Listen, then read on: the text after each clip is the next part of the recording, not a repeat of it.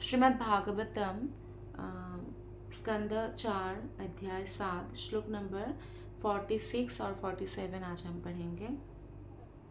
त्वं पूरगां रासायामाह सुकरो दंष्टया पद्मिनीं वारणेन्द्रो यथा स्तूयमानो नन्दलीलाया योगिभिः युज्याहतं त्रायिगात्रा यज्ञक्रतुः।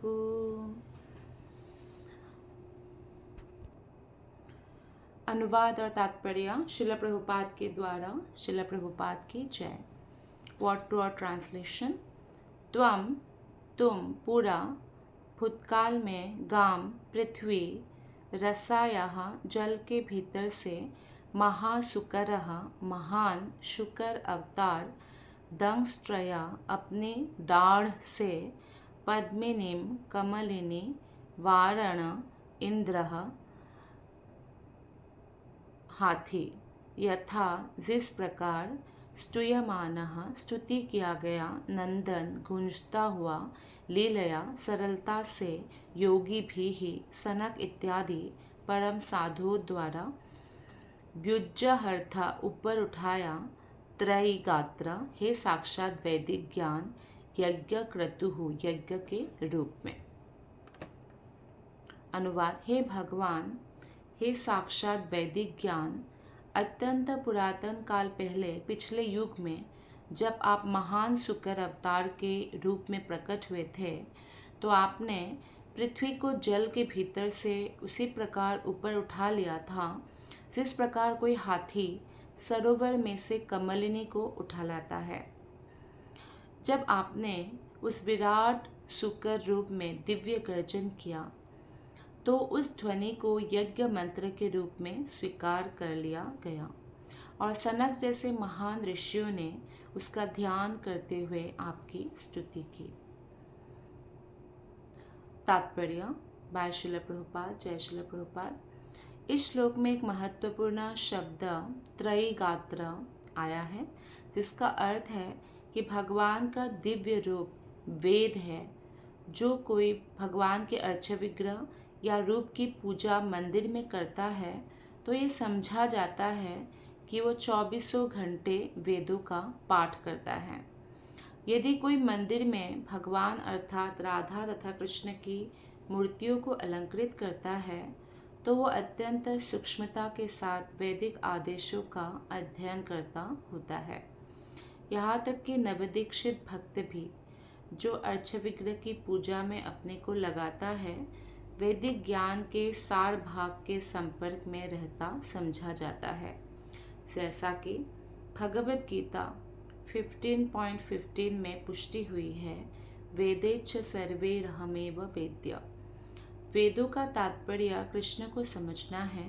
जो कृष्ण की पूजा तथा सेवा करता है वो वेदों के सत्य को जानता है। हरे कृष्णा।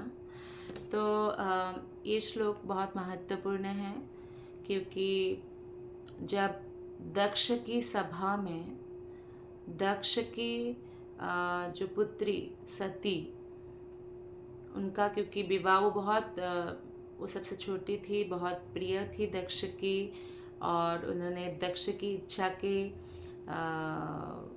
एक प्रकार से विरुद्ध ही महादेव को अपने पति रूप में चुना था। और फिर इसी कारण दक्ष भगवान शिव से बहुत ईर्ष्या रखते थे और जब उन्होंने शिव जी को अपमान भी किया पहले एक सभा में, फिर जब दक्ष ने बहुत बड़ा यज्ञ किया तो शिव जी को न्योता नहीं दिया, नहीं बुलाया, शिव जी की पोजीशन का ध्यान नहीं रखा, यज्ञ का भाग नहीं दिया। और बाद में सती देवी जो है बिना बुलाने पर भी आई कि घर के किसी भी प्रोग्राम में बुलाने की क्या आवश्यकता है, हम बिना बुलाए भी जा सकते हैं। तो जब गई तो उनका अनादर देखकर, दक्ष का अनादर उनके पति के प्रति देखकर वो बहुत दुखी हुई और वहीं पे अपना शरीर त्याग दिया, जिसके कारण शिव के अनुचरों ने बहुत ज़्यादा जो है वहाँ पे चीज़ों को बिगाड़ दिया, यज्ञ नहीं होने दिया। और फिर एक युद्ध प्रकार से हुआ। फिर सती की जब शरीर छूट गया तो शिव जी भी क्रोधित हुए थे। तो इस प्रकार से हम देखते हैं कि यज्ञ तहस नहस हो गया था, नहीं हो पाया था। लेकिन बाद में वही यज्ञ फिर से हुआ जब समस्त देवताओं ने ब्रह्मा जी सहित शिव जी के पास गए और उनकी स्तुति की, क्षमा प्रार्थना की। और दक्ष के व्यवहार के कारण, दक्ष के वैष्णव अपराधों के कारण, तो फिर शिव जी ने बताया कि दक्ष को बकरे का जो सर है वो लगेगा और जीवित हो उठेगा। और फिर ऐसा ही होता है। और तब दक्ष उस दंड से शुद्ध हो जाते हैं और महादेव की स्थिति को समझने लगते हैं, महादेव को प्रणाम करते हैं, स्तुति करते हैं और फिर से यज्ञ करते हैं। और उस यज्ञ में जब वो पवित्र हृदय से आहुति डालते हैं तब वो भगवान नारायण प्रकट हो जाते हैं। ये इसका बैकग्राउंड है। तो अब अलग अलग जो महादेव ने भी नारायण की स्तुति किया, ब्रह्मा ने किया। महादेव बोलते हैं स्तुति में कि आपकी जो है भक्ति के कारण ही जो लोग मेरे ऊपर आरोप लगाते हैं कि मैं ऐसे रहता हूँ, वैसे रहता हूँ, तो ये सब मुझे कोई फर्क नहीं पड़ता है। तो इस तरह से सबने अपना अपना स्तुति किया। ब्राह्मण लोग अब स्तुति कर रहे हैं और बोल रहे हैं कि हे भगवान, हम आपके 47 श्लोक में बोलते हैं कि हम आपके दर्शन की प्रतीक्षारत थे। तो 46 श्लोक में एक बात बहुत महत्वपूर्ण बताया कि हे साक्षात वैदिक ज्ञान। कौन है साक्षात वैदिक ज्ञान? स्वयं भगवान कृष्ण। इसलिए हमें कभी मनमानी ढंग से शास्त्रों को नहीं बताना चाहिए। जैसे शिला प्रभुपाद इतना उनका सारा जो लिखा हुआ बुक्स है उतना ऑथेंटिक क्यों है?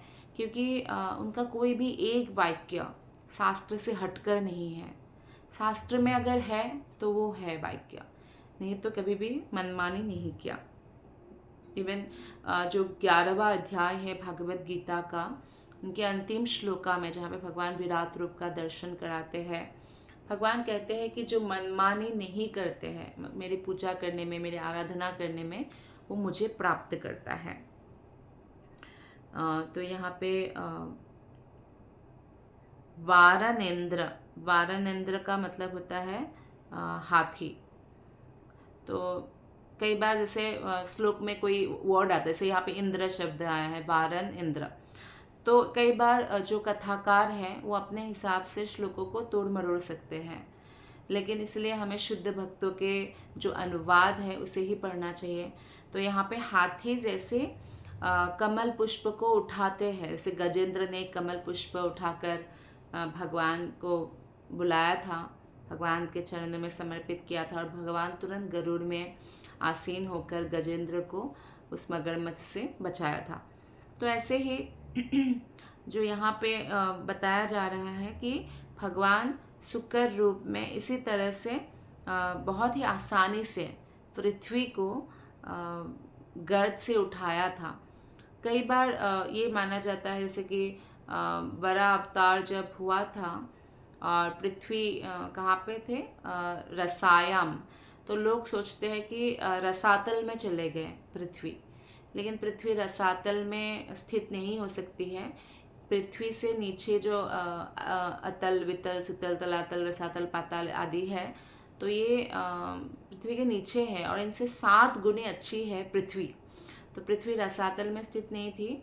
यहाँ पे रसायन का मतलब है गर्भोदक सागर के तल पर, जहाँ पे सब लोग स्थित होते हैं, या प्रलय के बाद जो है फिर से सब लोग जो है एक प्रकार से रेस्ट करते हैं। लेकिन यहाँ पे ये बात बहुत महत्वपूर्ण है कि शुक्र अवतार भगवान लेकर आए। क्यों? क्योंकि पृथ्वी एक प्रकार से किस्सर में धसी हुई थी और ब्रह्मा जी ने अभी सृष्टि तो किया था, और जब वो सृष्टि कार्य में व्यस्त थे तो उन्होंने देखा कि रसायम मतलब पृथ्वी रसातल में, मतलब रसायन मतलब पानी में, पानी में चली गई है, बाढ़ से आप्लावित हो गई है, और इसी में जो है जीवों का वो करना है। तो किस प्रकार पृथ्वी का उद्धार किया जा सके, तो बहुत लंबे समय तक ब्रह्मा जी ऐसा सोच रहे थे। और जब ब्रह्मा जी ऐसा सोच ही रहे थे तो भगवान ने ब्रह्मा के नथुनों से यानी नाक से, बस कितना बड़ा है उनका अवतार, जब ब्रह्मा के नाक से निकले तो एक अंगूठे के बराबर था, लेकिन निकलते निकलते वो इतना विशालकाय हो गया, पूरे आसमान को ढक लिया ऐसा।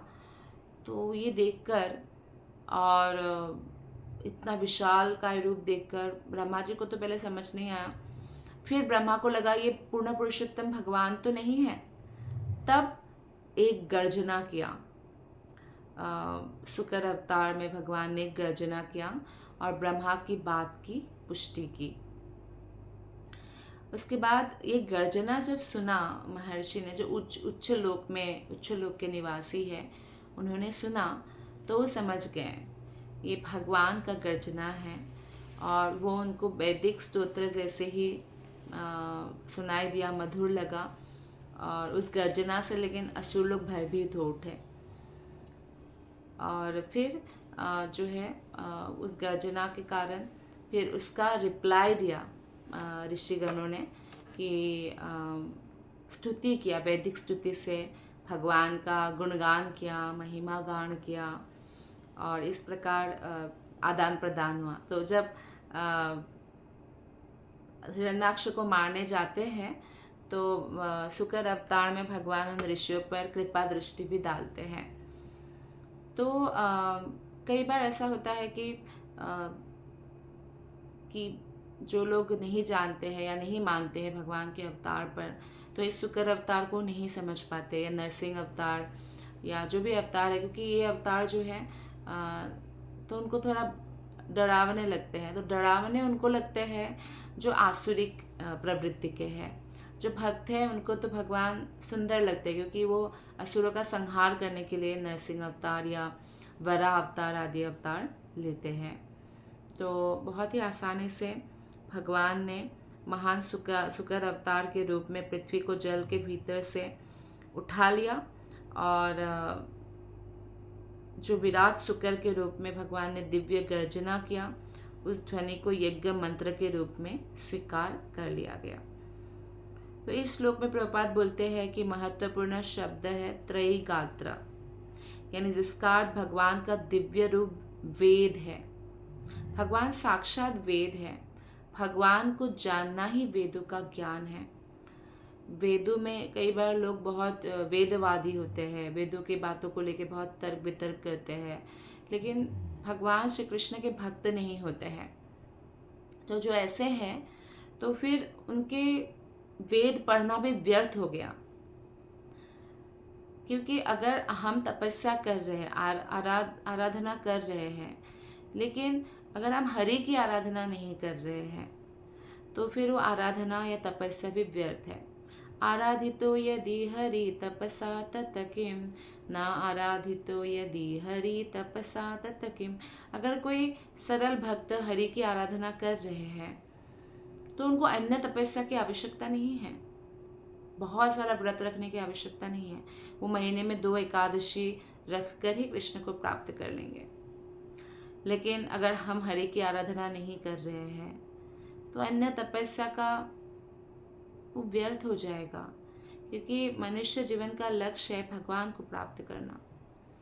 या आप देखिए ये भी आगे कहा गया है, अंतर बहिर्यदि हरि तपसा तत किम, ना अंतर बहिर्यदि हरि तपसा तत किम। अंतर बहिर, अंदर में और बाहर में जो हरि का दर्शन करते हैं, जो हरि को अनुभव करते हैं, उनके लिए कोई अन्य तपस्या की आवश्यक नहीं है। और जो अंदर बाहर हरि का ही नहीं अनुभव करते हैं तो उनको तपस्या करने की क्या आवश्यकता है। तो इस प्रकार से, क्योंकि वो ऐसे भी भौतिक संसार से मुक्त नहीं हो सकते हैं, और लेकिन इसका अर्थ ये भी नहीं है कि वो लोग पाप करने लग जाएं। बेटर है कि वो अपने जो भी कार्य है उसमें स्थित रहे और धीरे धीरे वो जानने का कोशिश करे भागवत पुराण से और भगवत गीता आदि पढ़कर कि क्या लक्ष्य है वेदों का। ज्ञान क्या है, ज्ञेय और ज्ञाता सबको जानने का प्रयत्न करें। यहाँ पे अर्चय विग्रह कहा गया है कि जो कोई भगवान के अर्चय विग्रह या रूप की पूजा मंदिर में करता है तो ये समझा जाता है कि वो 24 घंटे वेदों का पाठ करता है। तो यहाँ पे मंदिर जो मंदिर है भगवान का, जहाँ पे एक्चुअली 24 घंटा भगवान केंद्रित होता है। जैसे हमारे घर में भी मंदिर है, तो सभी भक्तों के घर में मंदिर होता है। वो मंदिर भी उतना ही महत्वपूर्ण है, क्योंकि कोई भी भक्त अपने सेंटर कृष्ण को बनाते हैं तो होना तो हर भक्त के लिए इम्पॉर्टेंट है कि वो 24 घंटा ही कृष्ण कॉन्शियस रहे। लेकिन घर में क्या है ना, भगवान जो है घर के गृहस्थों के हिसाब से चलते हैं।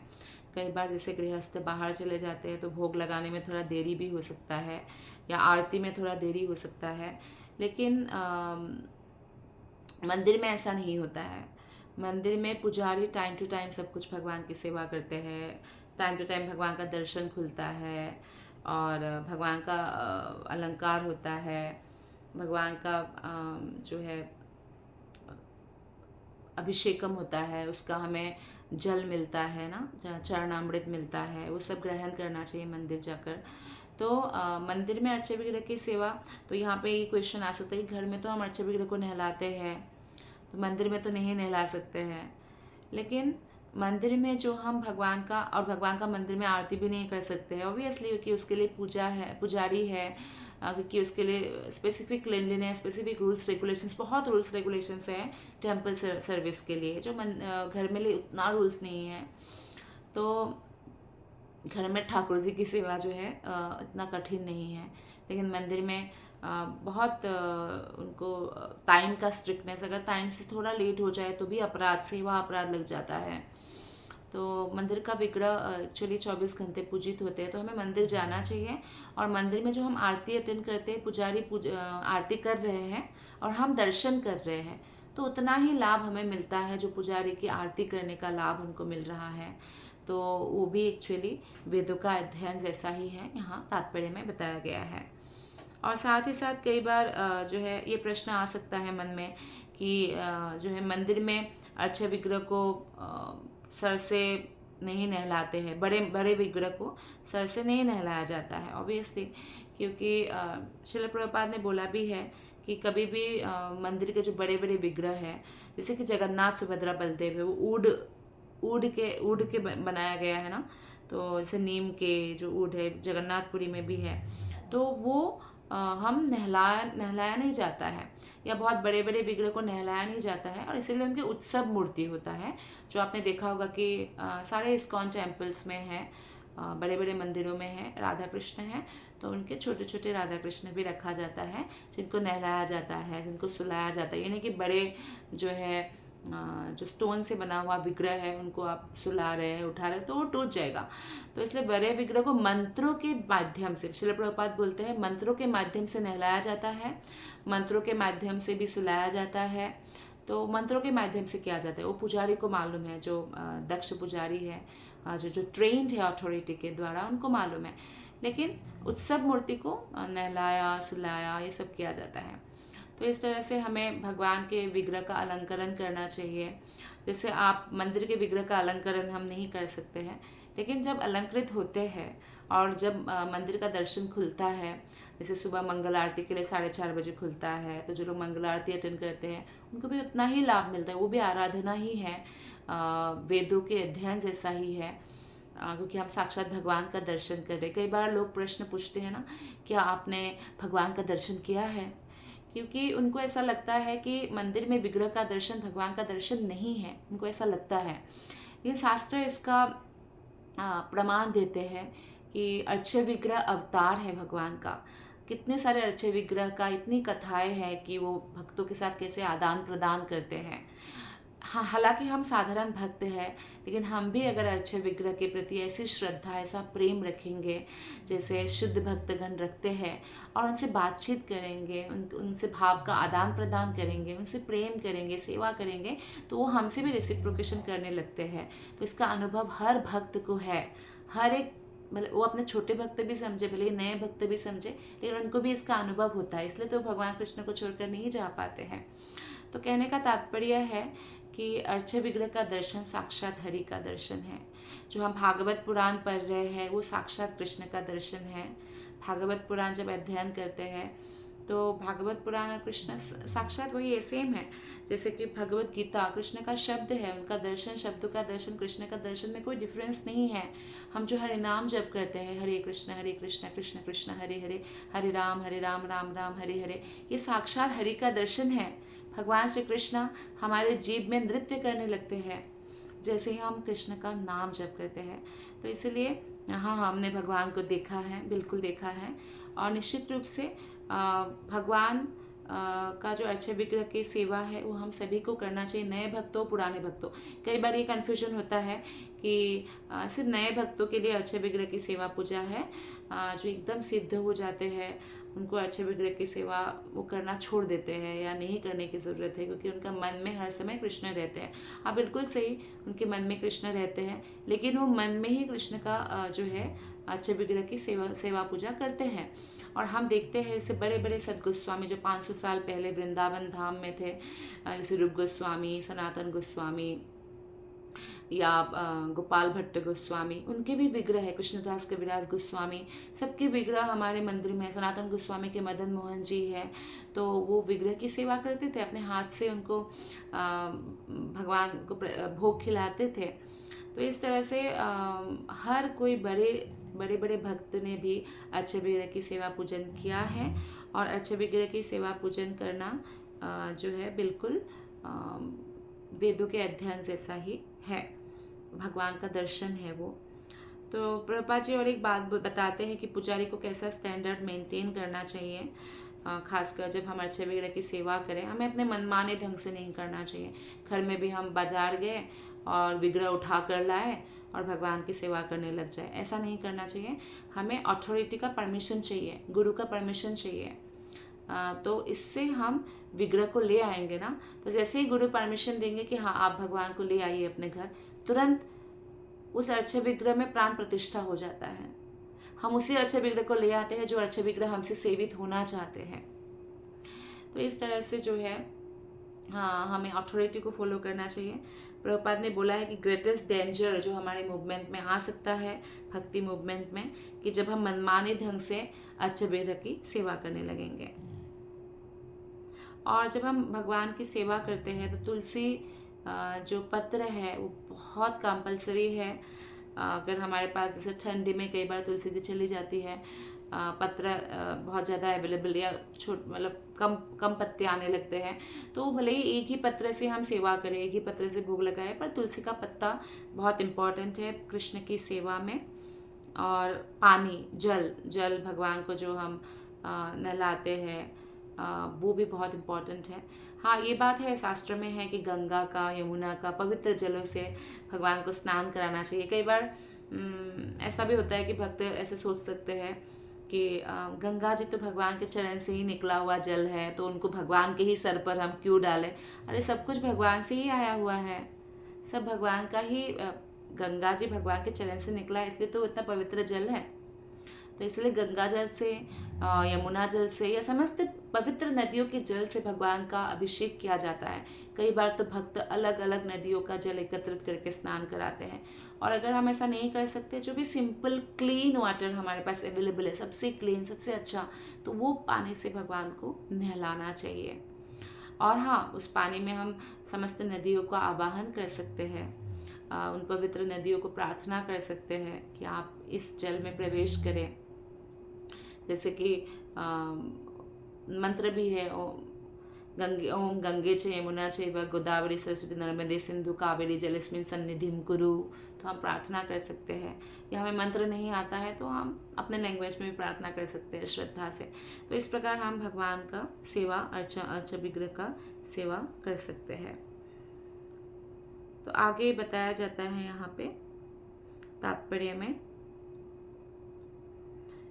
जैसा कि भगवद गीता 15.15 में पुष्टि हुई है, वेदेच्छ सर्वे रहमेव वेद्यः।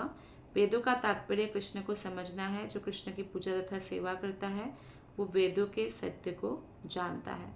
आप देखिए भागवत गीता में भी 12 चैप्टर 5वें श्लोक में से 9 श्लोक में हम पढ़ते हैं, या अर्जुन प्रश्न करते हैं कि भगवान निराकार पूजा और साकार पूजा में जो है आप उस ऐसे पूजा करने में आप किसको श्रेष्ठ मानते हैं। तो भगवान साफ साफ कहते हैं कि साकार पूजा मेरा करना चाहिए, क्योंकि निराकार में बहुत कष्टप्रद है, और भगवान स्वयं एक पर्सनैलिटी है। भगवान का जो ज्योति है वो निराकार है, भगवान का तो आकार है। तो इसलिए हम अगर पूर्ण पुरुषोत्तम भगवान श्री कृष्ण की पूजा करना चाहते हैं तो हमें वैसे ही करना चाहिए जैसे कि भगवत गीता में बताया गया है। और भगवान ये भी इसमें बताते हैं कि वो एक पर्सन गॉड है, वो साक्षात एक विग्रह है, वो सच्चिदानंद विग्रह है। जैसे कि ब्रह्म संहिता में हमें पता चलता है, ईश्वर परम कृष्ण सच्चिदानंद विग्रह अनादिरादि गोविंद सर्व कारण कारणम। तो इसीलिए हमें इसमें कोई डाउट नहीं होना चाहिए।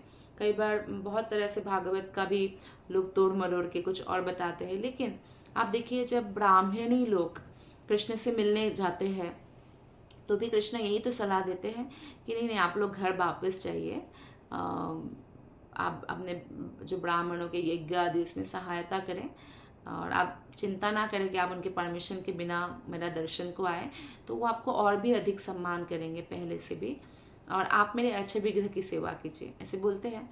तो यानी भगवान उद्धव को भी बताते हैं, उद्धव से भी जब बात होती है तो अच्छे विग्रह की सेवा करना भी बहुत इम्पॉर्टेंट है। जैसे कि भागवत पुराण वेदों का अध्ययन बहुत इम्पॉर्टेंट है, हरि नाम जप करना बहुत इम्पॉर्टेंट है। आइए अब हम देखते हैं श्लोक नंबर 47।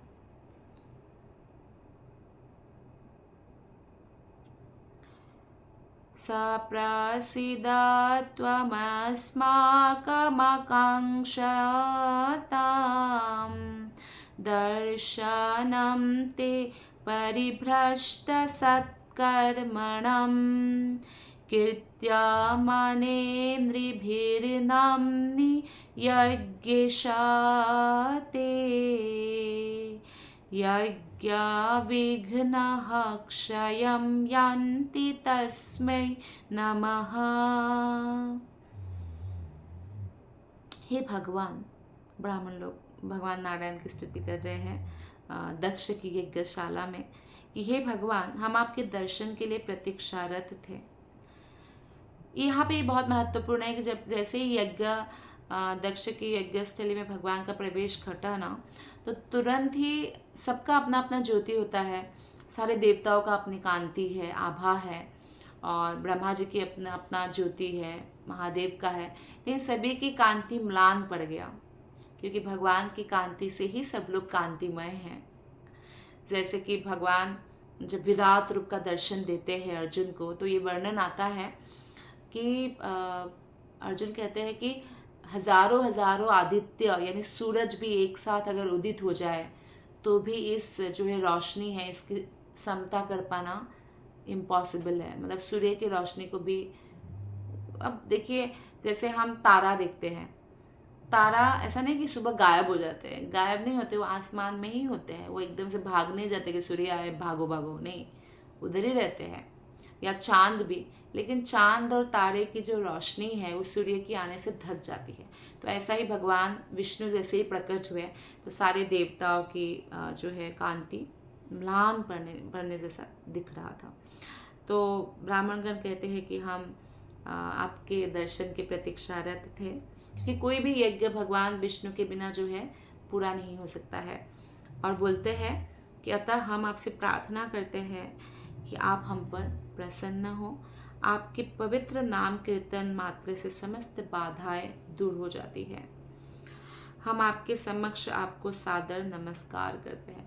अब इससे बड़ी बाधा क्या हो सकता है कि प्रहलाद महाराज को उनके पिता ही स्वयं मारना चाहते थे, और वो अकेले नहीं थे, पूरा जो भी उनका शासन था और सभी लोग उनका साथ दे रहे थे, प्रजा मतलब सेना मिलकर ही मार रहे थे, लेकिन वो हर समय भगवान का नाम जप करते रहते थे, तो वो कुछ भी बाल बाका भी नहीं कर पाए। भगवान किसी को बचाना चाहे तो कोई मार नहीं सकता है, और अगर भगवान किसी को मारना चाहे तो कोई बचा नहीं सकता है। राखे हरि मारे के, मारे हरि राखे के। तो ये कहावत है कि जाको राखे साईं या मार सके ना कोई। जब कृष्ण किसी को मारना चाहते हैं तो कोई उसको बचा नहीं सकते।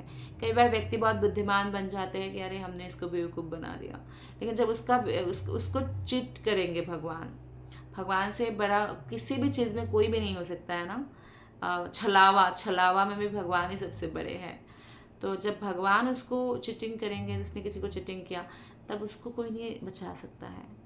भक्त को चीटिंग करेंगे तो भगवान छोड़ेंगे ही नहीं एक तो, और भक्त फिर भी संभल जाएंगे भगवान की कृपा से।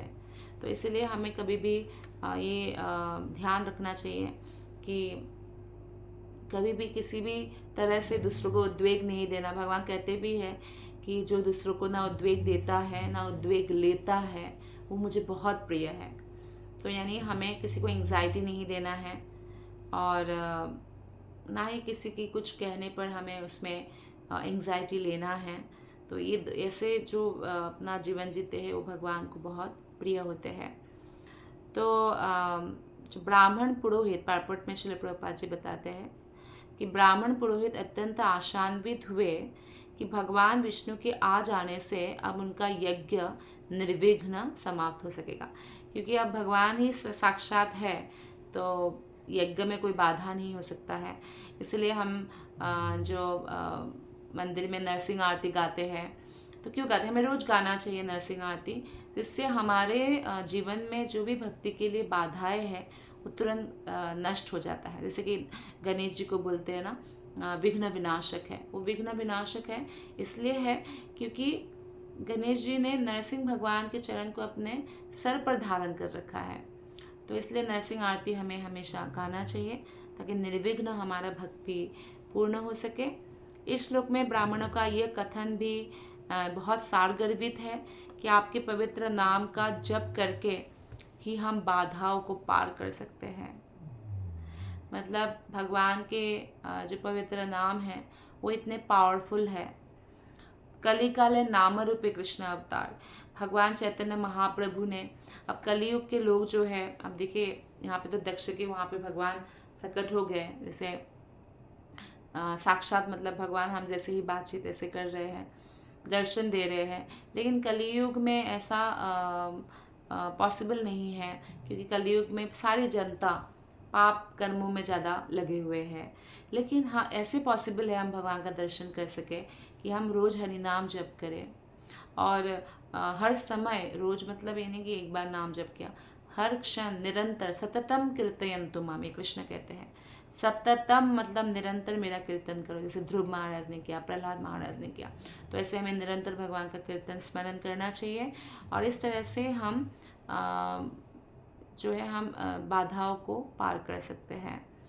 दक्ष का यज्ञ शिव के अनुचरों तथा शिष्यों द्वारा बाधित कर दिया गया था। एक तरह से ब्राह्मणों ने शिव के अनुचरों की आलोचना की, किंतु चूंकि ब्राह्मण भगवान विष्णु द्वारा सदा रक्षित है, अतः शिव के अनुचर उनके यज्ञ में किसी प्रकार की बाधा आप उपस्थित नहीं कर सकते। और क्यों करेंगे, क्योंकि साक्षात भगवान विष्णु हैं वहाँ पे।